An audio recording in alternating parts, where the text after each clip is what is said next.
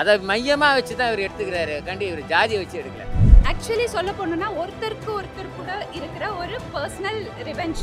ஒருத்தனுக்கு பிரச்சனை அது இன்னொருத்தனை தடுக்கக்கூடாது, அவ்வளோதான். ஸ்போர்ட்ஸ்னு பொறுத்து வந்துருச்சுன்னா ஸ்போர்ட்ஸ்க்கான இம்பார்ட்டன்ஸ் எல்லாருமே கொடுக்குறாங்க மூவிஸ்க்கு.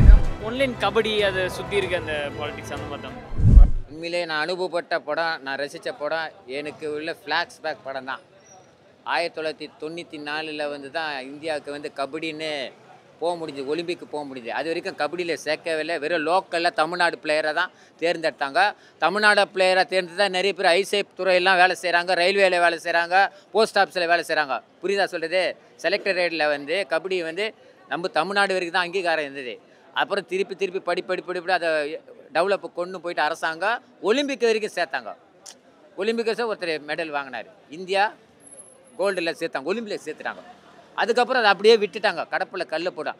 அதை மையமாக வச்சு தான் இவர் எடுத்துக்கிறாரு கண்டி இவர் ஜாதியை வச்சு எடுக்கலை. அது நல்லாவே தெரியுது ஸ்க்ரீன் பிளேயில். ஏன்னா ஒரு துறைன்றது அரசாங்கத்துக்கு முழு பொறுப்பு இருக்குது. எதுக்கு துணை அமைச்சர் இருக்கார், என்ன பொறுப்பில் இருக்கார்? ஸ்போர்ட்ஸ் துறையில் இருக்கிறார். உண்மையா இல்லையா? இந்த கேமை வந்து எடுத்துன்னு போனோம். நீ ஹாக்கி எடுத்துன்னு போகலாம், ஃபுட்பால் எடுத்துன்னு போகலாம், எல்லாத்தையும் போகலாம். ஆனால் கபடின்றது ஒலிம்பிக் லெவலில் தமிழக அரசு எந்த கவர்மெண்ட்டாக இருந்தாலும் எடுத்துன்னு போகலாம். அது இந்த கட்சியாக இருந்தாலும் அந்த கட்சியாக இருந்தாலும் இதுதான் முக்கியம். அதுதான் அந்த மைய வச்சிருந்த கதை. என் அனுபவத்தோட நானே ஒரு கபடி பிளேயர் தான். படம் நல்லா இருந்துச்சு, எல்லாமே ஓகே. ஆக்டிங்லேருந்து எல்லாமே நல்லா இருந்துச்சு, இன்ட்ரெஸ்டிங்காக. ஒரு சில சீன்ஸ்லாம் நல்லா இன்ட்ரெஸ்டிங்காக இருக்குது, நல்லா இருக்குது படம். ஊர் சைடு இருக்க பசங்களோட கதை தான் ஓரளவு பார்த்தா நல்லா இருக்குது.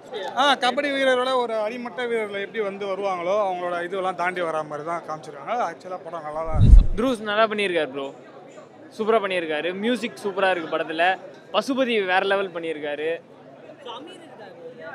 அமீர் சும்மா தான் ப்ரோ, ஒரு கேரக்டர் மாதிரி தான் இருக்குது. ஆனால் சீக்கிரம் சின்ன ஸ்க்ரீன் டைம் தான். பசுபதிக்கும் த்ருவ் விக்ரமுக்கு வந்தால் ஃபுல்லாகவே இருக்காங்க. ஒன்லைன் கபடி அதை சுற்றி இருக்க அந்த பாலிடிக்ஸ் அந்த மாதிரி தான் ப்ரோ. சூப்பராக இருக்குது ப்ரோ, பேக்ரவுண்ட் ஸ்கோர்.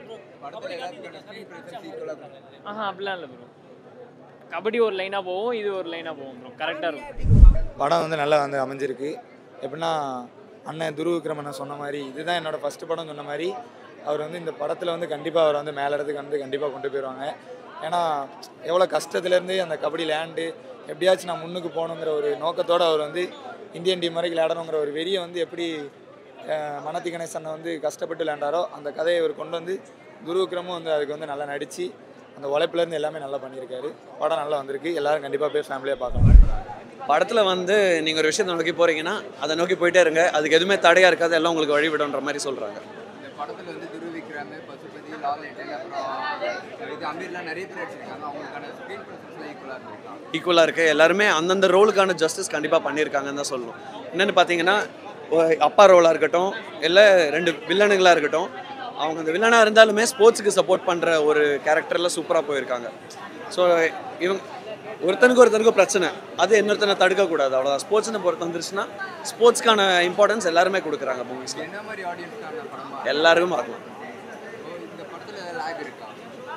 படத்தில் லேக்னு பெருசாக இல்லை, ஹீரோ ஹீரோயின் கெமிஸ்ட்ரியில் மட்டும் உங்களுக்கு கொஞ்சம் இடிக்கும். அது அவ்வளோ இம்பார்ட்டன்ஸ் கிடையாது. அது இந்த படம் பார்க்குற ஆடியன்ஸ்க்கு என்ன சொல்கிறாங்க? சொன்னால் படம் நல்ல படம், இந்த தீபாவளிக்கு கண்டிப்பாக பார்க்கலாம், ஃபேமிலியோட பார்க்கலாம். படத்தில் ஒருத்தரோட முன்னுரிமையை எப்படி நம்ம எடுத்துக்கணும் அப்படின்றத காட்டுறதுக்காக. ஸோ ஒவ்வொரு தடையும் தாண்டி எப்படி அந்த ஒரு கிராமத்திலேருந்து அந்த ஜாதி மதம் அந்த கிராமத்திலேருந்து வெளியில் ஒரு மனுஷன் ஒரு ஒரு ஒரு ஒரு தனி நபர் எப்படி எந்த ஒரு சப்போர்ட்டும் இல்லாமல் வெளியில் ஜெயிக்கிறாருன்றதை காட்டுறாங்க. ஆமாம், இதில் அவர் அந்த ஆக்சுவலி சொல்ல போனோம்னா ஒருத்தருக்கு ஒருத்தர் கூட இருக்கிற ஒரு பர்சனல் ரிவெஞ்ச். அது மக்கள் ஒரு சைடாக எடுத்துக்கிட்டாங்க. ஸோ அது ஜாதி அந்த மாதிரி காட்ட ஆரம்பிச்சிட்டாங்க. ஆனால் சொல்ல போனால் ஒவ்வொருத்தருக்குள்ளே இருக்கிற பிரச்சனையை ஊர் மக்கள் தங்களோட பிரச்சனையாக நினச்சிட்டு பண்ணாங்க. அதுலேருந்து ஹீரோ வெளியில் தான் அவர் போய் அவரோட தனி இண்டிவிஜுவல் கோலை அச்சீவ் பண்ணார். தெரியுது அது படத்தில் த்ருவோட எஃபர்ட் இந்த படத்தில் நல்லாவே தெரியுது, நல்லா நடிச்சிருக்காரு. ரியலிஸ்டிக்காக காட்டியிருக்காங்க. அவங்களெல்லாம் சொல்லவே வேணாம், அவங்களாம் தி பெஸ்ட் ஆக்டர்ஸ் அவங்கெல்லாம்.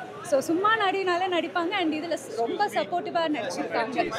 படத்தில் ஏற்கனவே அந்த தெற்கத்தி பகுதியில் நடந்த விஷயங்களை தான் பதிவு செஞ்சாலும் அதை மீறி, அதாவது யாருமே ஒருதலை பட்சமாக எதுவும் சொல்ல முடியாமல் நியாயம்தான் அப்படின்ற உணர்வை எல்லாருக்கும் ஏற்படுத்துகிற மாதிரி அந்த படம் இருக்குது என்னை பொறுத்தவரையில். எல்லா மக்களுடைய மனதையும் வென்றிருக்காரு இந்த படத்தில், எல்லா மக்களையும் வென்று அடிச்சிருக்காரு. ஆமாம், அது கபடியெல்லாம் ரொம்ப அற்புதமாக ஹைலைட் பண்ணியிருக்காப்புல. துருவ விக்ரமோட ரொம்ப டெடிகேட்டான ஒரு துருவ விக்ரம், அது அடுத்து சியான்னு சொல்லலாம் நிச்சயமாக, அந்த அளவுக்கு ரொம்ப அற்புதமாக பண்ணியிருக்காரு. எல்லா கேரக்டருமே வாழ்ந்துருக்காங்க. கபடியில் எந்த அளவுக்கு காமிச்சிருக்காங்க? கபடி நல்லா கொடுக்குறாரு சார். கபடி ஃபுல்லாக படம் ஃபுல்லாகவே மேக்ஸிமம் கபடி ஆரம்பத்தில் கடைசி வரைக்கும் ட்ராவல் ஆகுது. அமீர் சார் பசுபதி எப்படி நடிச்சிருக்காங்க?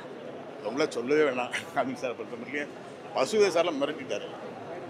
அந்த இந்த காளை சாமி வந்து ஆடுற மாதிரி ஒரு சீன் வரும், அதில் நமக்கே பிள்ளைக்கு வச்சுருப்போம் பசு சார். எல்லாருமே நான் அற்புதமாக பண்ணியிருக்காங்க.